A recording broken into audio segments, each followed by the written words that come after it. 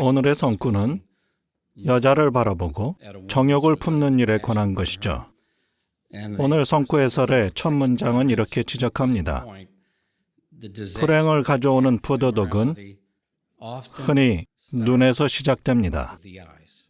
그런 다음 베드로후서 2장 14절이 참조되어 있는데 거기에 보면 간음이 가득한 눈이라는 표현이 나오죠. 우선 해설자 한 분이 설명하셨던 하와의 파멸적인 행로에 대해서 생각해 보겠습니다. 어떤 일이 일어났는지 창세기 3장을 펴서 읽어보죠. 초인간적인 지성을 가진 사탄은 분명 우리의 눈에 대해 잘 알 겁니다. 따라서 우린 하와를 파멸적인 행로에 빠뜨리기 위해 사탄이 어떻게 했는지 유의해보고 그걸 경계해야 하죠.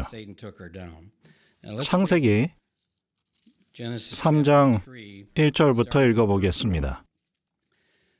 뱀은 여호와 하나님께서 만드신 모든 들짐승 중에 가장 조심성이 있었다. 뱀이 여자에게 물었다. 하나님께서 정말로 너희에게 동산 모든 나무의 열매를 먹어서는 안 된다고 말씀하셨느냐? 그러자 여자가 뱀에게 대답했다. 우리는 동산에 있는 나무들의 열매를 먹을 수 있다. 그러나 동산 가운데 있는 나무의 열매에 관해서는 하나님께서 너희는 그것을 먹어서도 안 되고 만져서도 안 된다. 그렇게 하면 너희가 죽을 것이다 라고 말씀하셨다. 그러자 뱀이 여자에게 말했다. 너희는 절대로 죽지 않을 것이다. 너희가 그것을 먹는 날에 너희 눈이 열리고 하느님처럼 되어 선악을 알게 될 줄을 하느님께서도 알고 계시기 때문이다. 그러니까 사탄은 이 세 문장으로 하와의 완전한 정신을 바꾸어 파멸적인 행로에 빠지게 했던 겁니다. 하와가 나무를 쳐다보자 어떤 결과가 있었나요? 6절을 보시죠. 여자가 보니 그 나무의 열매는 먹음직스럽고 눈으로 보기에도 탐스러웠으며 아름다워 보였다. 그래서 그 열매를 따서 먹기 시작했다. 하와는 눈과 관련해서 충성스럽지 못했고 파멸적인 행로에 빠졌습니다. 여호와의 명령을 알고 있었지만 그분께 대한 충성스러운 사랑이 부족했고 결과는 비참했습니다. 불완전한 우리는 얼마나 더 조심해야 하겠습니까? 사탄이 완전한 사람도 불순종하게 만들었다면 우린 여호와의 조언을 적용하고 실천하기 위해 더욱더 최선을 다해야 합니다. 여호와께서 주신 조언 한 가지가 에베소서 4장에 들어있는데 새 인간성과 관련된 흥미로운 조언입니다. 불완전성으로 인해 우리가 겪는 시련은 각 개인마다 다르고 또 결혼했는지 독신인지에 따라서도 다를 수 있습니다. 어떤 시련은 다른 것보다 더 힘들죠.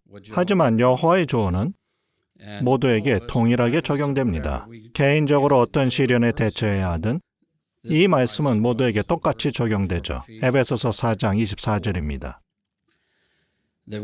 참된 의와 충성 가운데 하나님의 뜻에 따라 창조된 새 인간성을 입어야 합니다. 여기 충성이라고 했죠. 의롭기도 해야 하지만 충성도 관련됩니다. 이 성구는 사실 신세계역 성경의 우수성을 보여주는 아주 좋은 예인데요. 종종 의와 거룩함에 해당하는 원어 단어는 문맥에 따라 아주 다양하게 번역되곤 합니다. 그럼 신세계역 성경에는 왜 충성이란 단어를 사용했을까요? 통찰책 제2권 938면 충성제하의 내용을 인용하면 이렇습니다. 그리스어 성경에서는 명사 호시오테스와 형용사 호시오스가 거룩함, 의, 경외심이라는 개념, 정성을 다하고 독실하다는 개념, 하나님에 대한 모든 의무를 주의 깊이 준수한다는 개념을 전달한다. 여기에는 하느님과의 올바른 관계가 관련되어 있다. 계속 읽어보면 히브리어나 그리스어 단어들의 온전한 의미를 정확하게 표현하는 영어 혹은 한국어 단어는 없는 것 같다. 그러나 충성이라는 말이 하느님 및 그분에 대한 봉사와 관련하여 사용될 경우 정성과 충실함이라는 개념이 담겨 있어 그런대로 의미를 전달하는 역할을 한다. 문제시대는 성서 용어들의 온전한 의미를 확인하는 가장 좋은 방법은 그 용어들이 성서에서 쓰인 용법을 검토해 보는 것이다. 네, 그러니까 충성이라는 말에 새 인간성과 관련된 개념이 담겨 있는 거죠. 새 인간성을 입고 여호와 하나님께 충성을 나타내고 충성스럽게 그분을 사랑해야 한다는 말입니다.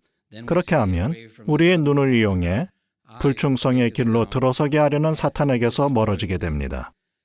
예수의 충성도 고려해 볼 수 있는데 사탄이 그분께도 같은 시도를 했습니다. 약간 다르긴 하지만 사탄이 우리의 눈을 이용해 우리에게 영향을 미치려고 하듯이 예수의 눈을 자극하려고 한 거죠. 예수께서는 정말 멋지게 대처하셨습니다. 물론 우리도 그분을 본받기를 원하죠. 마태복음 4장에 마태 4장을 보면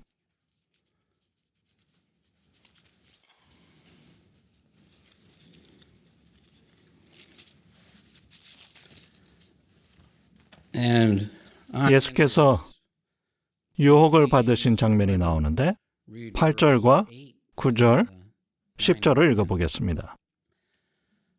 마귀는 다시 그분을 매우 높은 산으로 데리고 가서 세상의 모든 왕국과 그 영광을 보여주며 사탄이 예수의 눈을 자극하고 있죠. 하느님의 충성스러운 아들을 말입니다. 사탄이 말합니다. 당신이 엎드려 내게 숭배 행위를 한다면 이 모든 것을 당신에게 주겠어. 여기 여호와의 소중한 아들이 나타낸 단호함, 충성을 보십시오. 예수께서 그에게 말씀하셨다. 사탄아 물러가라. 너의 하느님 여호와를 숭배해야 하고 그분에게만 신성한 봉사를 드려야 한다라고 기록되어 있다. 얼마나 멋집니까?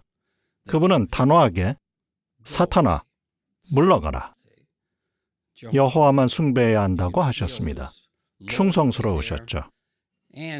따라서 우리는 결혼했든 독신이든 충성을 지키게 해달라고 여호와께 간구해야 합니다. 결혼의 띠와 새 인간성이 강화될 것입니다. 사탄이 우리를 유혹하려고 무슨 수를 쓰든 그게 인터넷이든 광고판이든 무엇이든 물러가라고 말하는 습관을 들여야 합니다. 예수께서 그러셨듯이 우리의 눈을 여호와 앞에 항상 충성스럽게 유지하도록 합시다.